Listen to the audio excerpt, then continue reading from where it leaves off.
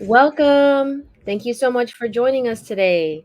Welcome to the Nest Edge. This is where the advisors at Nest Financial share our views on the markets and the economy.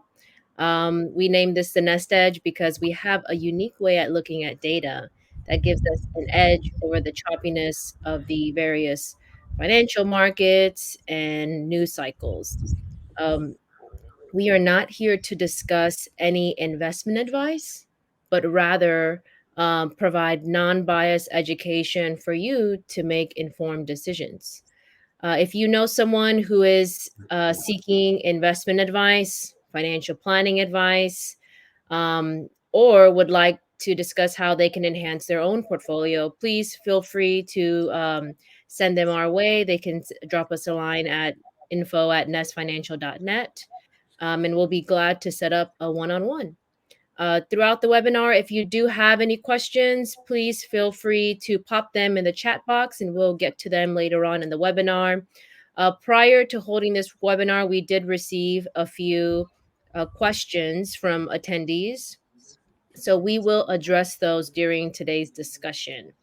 So here I have with me is our portfolio manager, aka Mastermind, Sean McDougle. He's not Awkward. very I did fond of not that, like.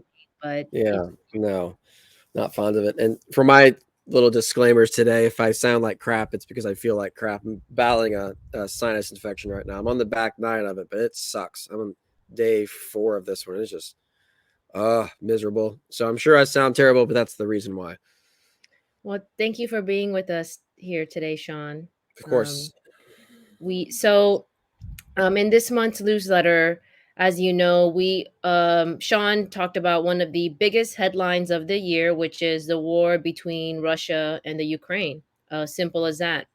But something to be aware of is that Sean also mentioned in the newsletter is that before the war even broke out, he had positioned the portfolios for expecting a quad four environment, which is slowing growth and slowing inflation. So if you think that, oh, the war broke out and we shifted the portfolios, to account for that, that's not true. He actually started making shifts way back in October and November. Yeah, um we started our yeah. treasury buying. Yeah, And so, Sean, accelerating. one of the questions that I know that the audience had, but also that's on many of our clients' mind and viewers' minds, is that did this war have any effect on your investment strategy? Directly, no. It did have some impact on commodity prices, which impacts the models. But like, no, we're not sitting here guessing what Putin's doing tomorrow. Zero impact. It has changed our short-term outlook with commodity prices for sure, but that's really it.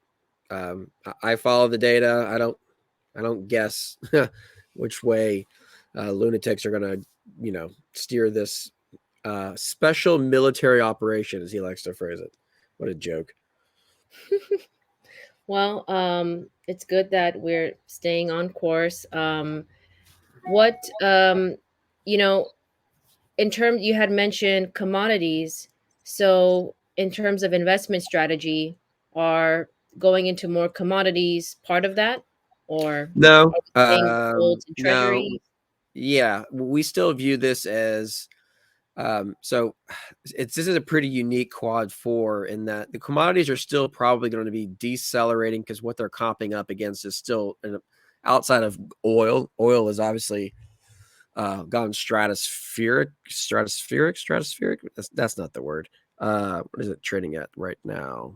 Oh, it's down a ton today. Oh, wow, 11 and a half. So oil is going to keep commodities as a whole probably sideways and still probably down because of the overall comps that they have. And we don't really know. And this is mostly in the short term. Um, um, but what oil is going to do is further really, really punish growth. And that's what you're really starting to see in the bleed over in the equities domestically is everyone's seeing, oil north of 100 a barrel outside of the energy sector. It's going to really hammer the economy. So it will make the slowdown worse than we thought, and it's going to makes commodities go sideways, if not still probably down some. And this is all we'll see what the data says. We're when we're forward looking, we're guessing a bit. We know what's probable. As I say all the time, hopefully you can humbly accept I don't know what's going to happen, but those are the probability weighted situations right now. Is growth is going to get even worse. Our outlook was bad to begin with. It's going to get even worse, and inflation could be sideways to down still.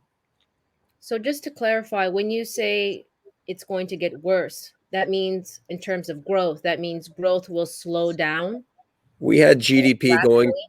yeah, we had GDP going from 7 to 0, and it's probably going to be in the red now.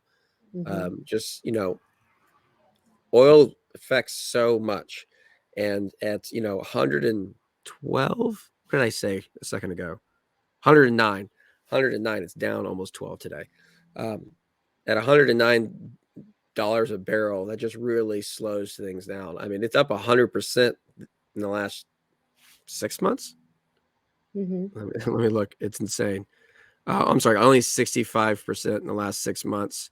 87% in the last year with today's massive 12% down move. So not good, not great. Only going to make our growth outlook the next few months even worse. And then what about inflation? How's that looking like? So this in the last few weeks, commodity prices have absolutely ripped. Mhm. It's an impulsive from the hip move. That this could spill into. Again, if this spins into a World War III, all bets are off. I don't know what's going to happen. Commodity prices will go through the roof because they become a scarcity. Global trade breaks down. It's a completely different ballgame. Mhm. Again, we're not planning for that because we don't guess what's going to happen on a political specter. I'm aware of it, but you can't take those things into account. You'll be wrong a whole lot more than you're right. And it's just not a methodology or anything that's, if you do that on your own money, good luck. God bless you. And I hope it works out for you. It's just, um, I'm playing a different game. And then I got to, what's the most probable thing to occur? And when you're pulling in politics, it's just a wild goose chase. Yeah. And so no guessing, no Zero. political guessing. Everything No. is data dependent. Yes. Um, one other item that we had that you had mentioned that I think is very significant throughout, in this newsletter was about corporate debt defaults. Yeah. Have you seen any of that start to happen? No. And as, these Not. credits widen, how is this turning out? Yeah. What's the Nothing on possibility of like it a. occurring? They always kind of occur, but nothing at a scale that's more than normal. I just brought that whole paragraph up about getting kind of. I described. I think I said I'm going to get dark for a minute, and because that's how these things can unwind. There's usually what sets off the fuse that explodes the bomb usually has nothing to do with the bomb. The fuse could be the war that led to all of the deceleration economic numbers, and then it exposes the bomb. Boom. That's generally what happens. And that's kind of what happened in the housing crisis. The housing crisis was the bomb. There was an economic slowdown, and it exposed a bunch of things under the hood, and then boom, big bomb. This could Hmm. be that is just something that's the thermonuclear bomb that's under the water sleeping. It's the biggest risk that we have to something serious happening domestically and abroad. Is we've never seen this kind of leverage in corporate America's balance sheets, and I was just kind of playing. That paragraph was about how bad can this get, and Yeah. that's as bad as it gets. Is if we had a corporate bubble meltdown domestically and abroad. But domestically, it's Europe is in a much better place. They control more what their corps can do compared to over here. It's been a bit of a wild, wild west when it comes to leverage and balance sheets. Hmm. Okay, so nothing that we have to worry about at this moment. Yeah, it's not an Oh. immediate term thing. It's just something like if you start hearing about, it's just kind of the levers that get pulled. If you have major revenue slowdowns, earnings growth goes from 87 to 30 to 0. First lever you go to pull is you start laying people off. You start laying people off. Okay, you're laying people off because you don't have money to pay for them. It just makes your bonds less valuable. because the odds of you repaying those bonds back go down, and that's just a death spiral. Bonds start losing value, equities start falling off a cliff, and they start feeding off one another.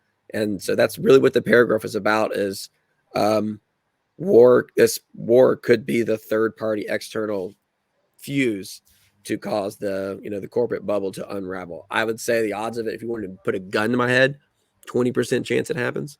Hmm. But that's a big number if you take into consideration the consequences. Okay.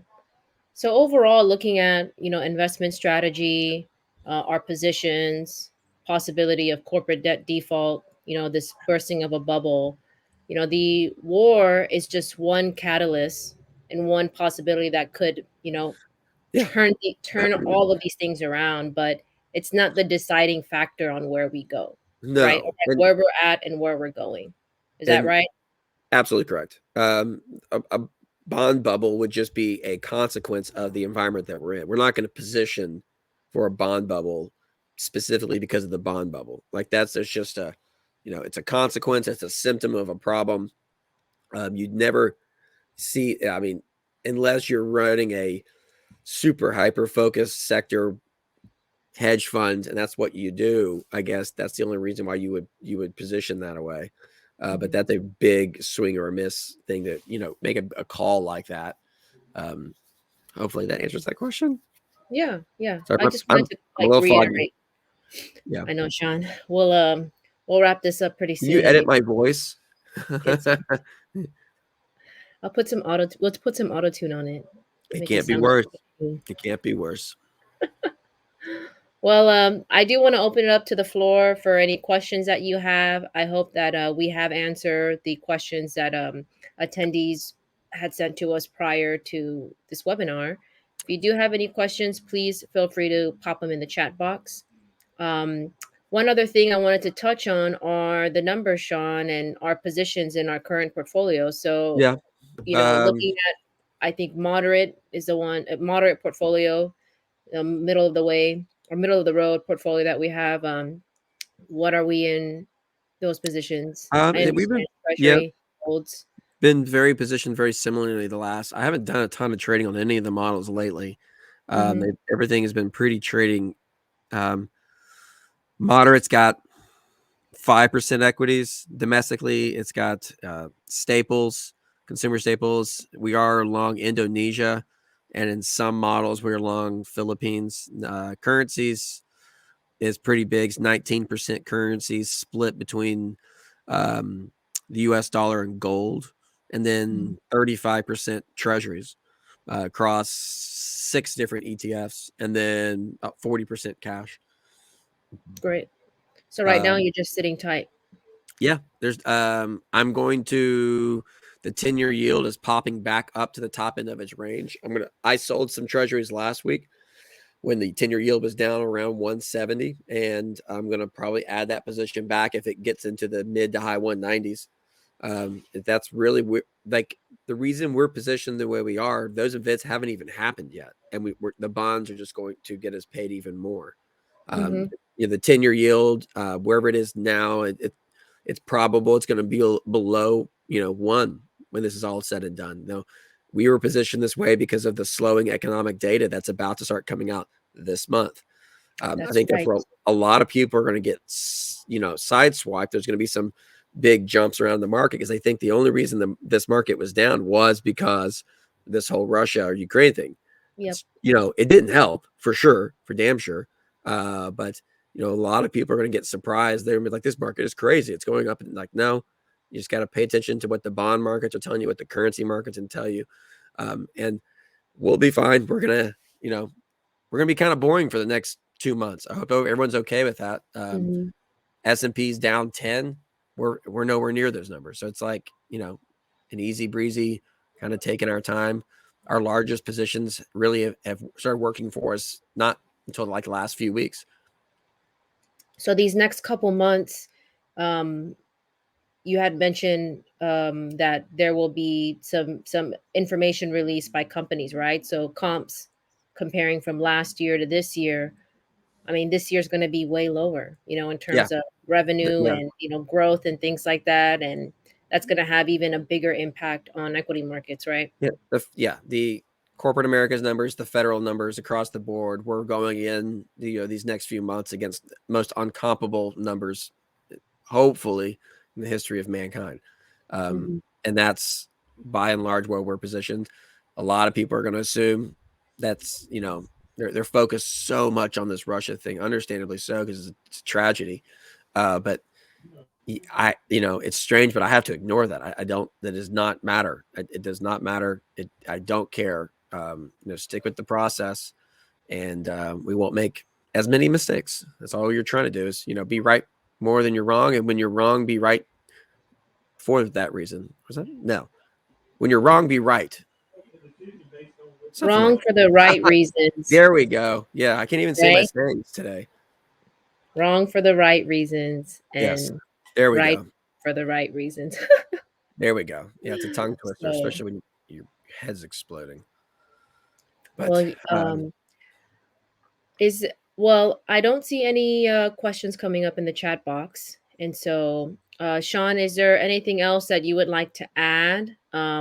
I know we have no, several clients on the call today, and no. also other viewers. I mean, I think these times of the years is where we bring a lot of our value to the table.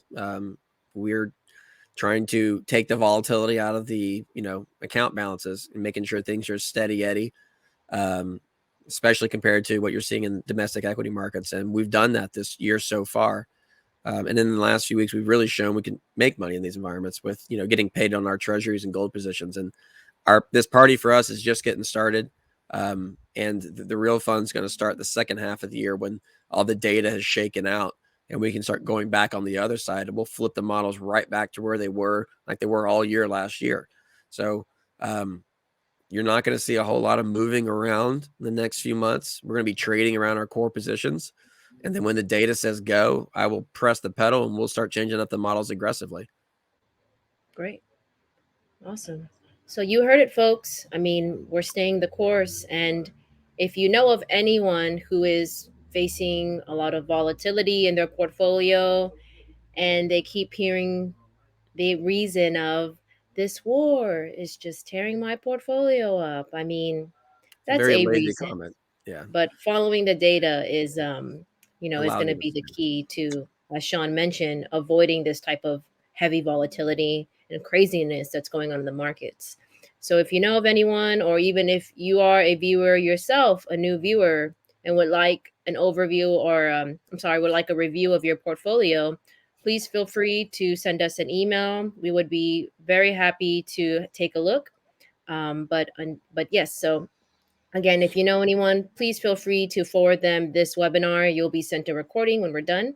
Or they can view this on our website or YouTube. So again, thank you so much everyone for joining. Thank you, Sean. Please get some really great rest and Yeah. I some got another hour and 12 minutes. I'm going to bed for the day. yay. Pretty much. So all right. Well, thank you so much, everyone. And again, if there's anything that we can help with, portfolios we can review, please feel free to email us at info@nestfinancial.net. Have a great day, y'all. Take care.